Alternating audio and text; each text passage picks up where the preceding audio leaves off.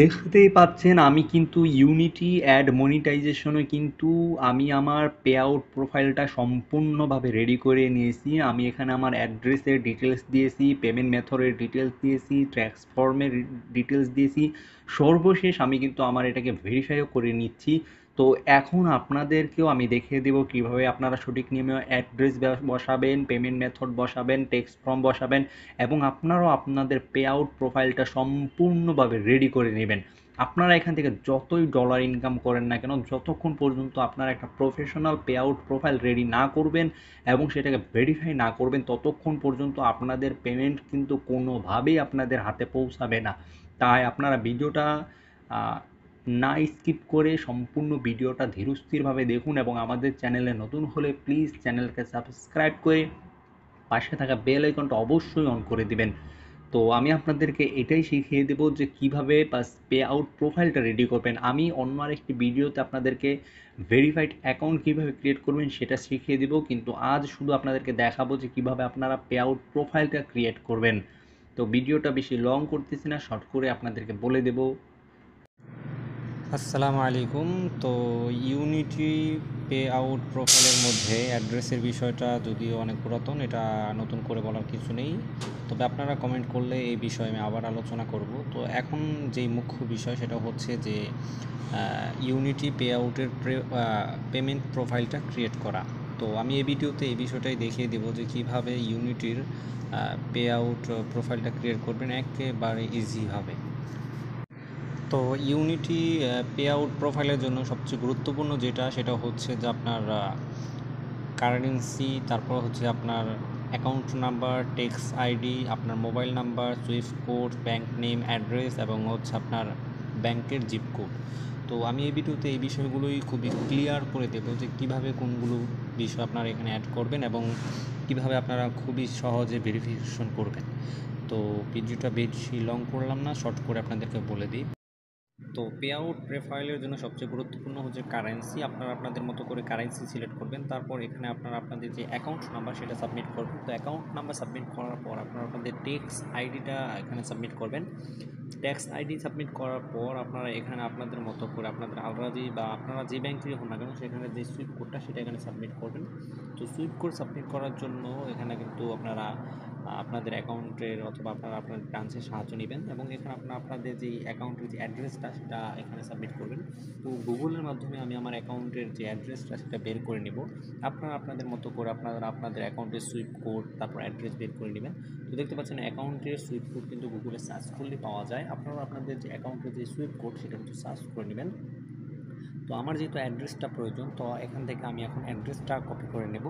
আপনারাও আপনাদের মতো করে আপনাদের যে অ্যাকাউন্টে যেই অ্যাড্রেসটা সেটা অনলাইনের মাধ্যমে কপি করে নিতে পারেন। তো এখান থেকে আমি আমার অ্যাকাউন্টের যে ডকুমেন্টটা সেটা এখান থেকে কপি করে নিচ্ছি। তো খুবই সহজ, এখন গুগলের মাধ্যমে আপনারা আপনাদের অ্যাকাউন্টের সমস্ত ইনফরমেশন পেয়ে যাবেন। তো দেখতে পাচ্ছেন এটি কিন্তু আমার কপি হয়ে গেছে। কপি হওয়ার পর এখন কিন্তু এটাকে আমার অ্যাকাউন্টে সাবমিট করার পালা। এখন সাবমিট করলেই কিন্তু আমার অ্যাকাউন্টটা ভেরিফাই হয়ে যাবে। তো সম্পূর্ণ ভিডিওটা ধীরস্থিরভাবে দেখুন এবং আমাদের সাথেই থাকুন। তো এখান থেকে আমার যেহেতু লিঙ্কটা কপি হয়ে গেছে, তো এখানে অ্যাড্রেস দুইটা দেওয়া যায়, তো আমি একটা অ্যাড্রেসই দেবো। তো এখানে আমি আমার যে অ্যাড্রেসটা কপি করলাম, তো পেমেন্ট মেথডের যে অ্যাড্রেসটা সেটা এখানে সাবমিট করলাম এবং এখানে হচ্ছে জিপ কোড।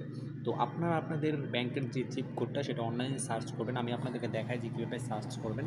তো দেখতে পাচ্ছেন এখানে কিন্তু আমি সার্চ বারে যদি লিখি আলরাজি ব্যাংক জিপ কোড, তাহলে কিন্তু দেখতে পাচ্ছেন আমার যে ব্যাংকের যে জিপ কোডটা সেটা কিন্তু এখানে সাবমিট হয়ে গেছে। তো এখন আমাকে এক্সাক্ট এই জিপ কোডটাকে কপি করে নিতে হবে। তো আপনারাও আপনাদের অ্যাকাউন্টে যে জিপ কোডটা সেটা কিন্তু কপি করে নেবেন।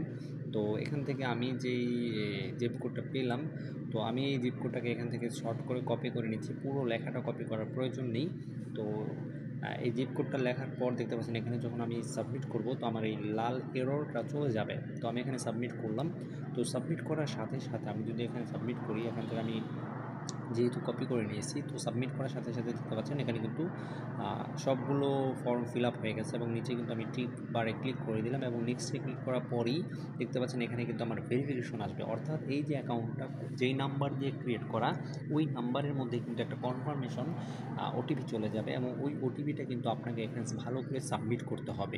তো আমি কিছুক্ষণ অপেক্ষা করি, অপেক্ষা করার পরে কিন্তু আমার এখানে ওটিপিটা চলে আসবে। আমার স্ক্রল বারটা ওপেন করি, তাহলে কিন্তু দেখতে পাচ্ছেন আমার কিন্তু ওটিপিটা অলরেডি ওটিপিটি এসে গেছে এবং এই ওটিপিটাকে কিন্তু আমার এখানে সাবমিট করে দিতে হবে। তো আপনারাও ওটিপিটা পেয়ে গেলে ওটিপির যে সংখ্যাটা সেটা এখানে সাবমিট করে দেবেন। তো সঠিকভাবে সাবমিট করার পরই কিন্তু আপনাদের অ্যাকাউন্টটা কিন্তু ভেরিফাই হয়ে যাবে। তো এখান থেকে আমি ইংলিশ করে নিচ্ছি, ইংলিশ করে নিয়ে আমার যে ওটিপিটা সেটা আমি এখানে টাইপ করে দিই। তো আমার ওটিপিটা হচ্ছে 72। তো আমি এখান থেকে ওটিপিটাকে আরেকবার দেখে নিই, হ্যাঁ ওটিপিটা এক্সাক্ট ঠিক আছে এবং ওটিপিটা ওকে হলে এখানে কিন্তু আমি সাবমিট বারে ক্লিক করব। তো দেখতে পাচ্ছেন ওটিপিটা সম্পূর্ণ মিলে গেছে এবং সাবমিট বারে ক্লিক করার সাথে সাথে কিন্তু আমার এটা কনফার্মেশন হয়ে গেছে। তো আমি এই ডিভাইসে এই জিনিসটা সেভ করে রাখবো, যার কারণে একটা অপশনাল নাম দিয়ে আমি এটাকে সেভ করে নিচ্ছি। আপনারা আপনাদের মতো করে যে কোনো একটা নাম দিয়ে অপশনাল নাম দিয়ে কিন্তু সেভ করে নিতে পারেন। তো অ্যাকাউন্ট নাম্বারটা সহ আমি কিন্তু অপশনাল একটা নাম দিয়ে সেভ করে নিলাম। তো সেভ করার পরে কিন্তু আমাদের যদি যে পেমেন্ট মেথডটা সেটা কিন্তু অ্যাড হয়ে গেছে, দেখতে পাচ্ছেন এটা কিন্তু নীল হয়ে গেছে।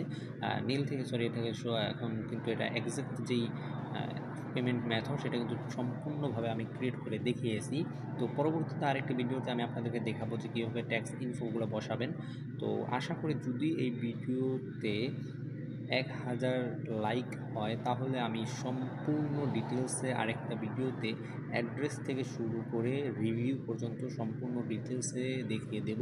যেহেতু এই ভিডিওটা শুধুমাত্র শর্ট ছিল এবং এখানে শুধু উদ্দেশ্য ছিল ইউনিটি পে আউট পেমেন্ট যেই মেথডটা সেটা এক্সাক্টভাবে সেট করা, তাই আমি এখানে আপাতত এই বিষয়টাই সাবমিট করলাম। তো পরবর্তীতে যদি আপনারা আপনাদের রেসপন্স দেখান এবং এই ভিডিওতে যদি 1000 লাইক হয় তাহলে আমি সম্পূর্ণ ডিটেলসে দেখিয়ে দেবো যে কীভাবে আপনারা সম্পূর্ণ যে আপনাদের ট্যাক্স ইনফো তারপর এই যেভাবে রিভিউতে পাঠানো হয় সমস্ত ডিটেলস আমি দেখিয়ে দেবো।